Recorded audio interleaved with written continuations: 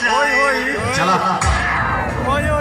भगवान की बनिया हो जाए चेंज कब कोई हम लाइफ स्टाइल जीने में सपना मौत देखो भाई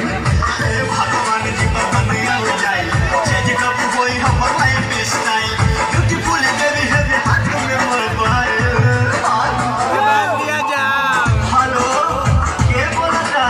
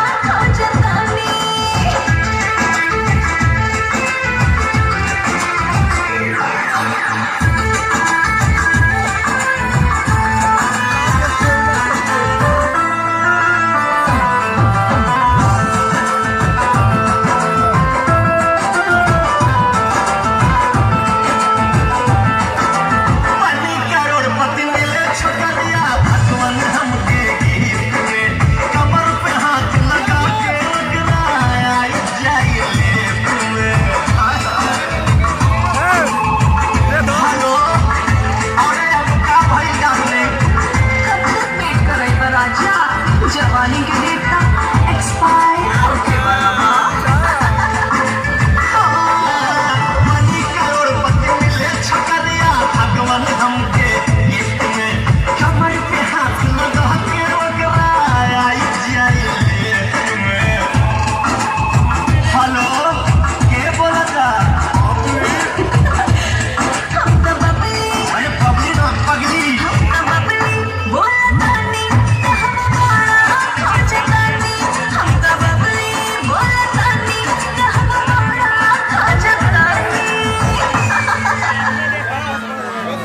Terima kasih.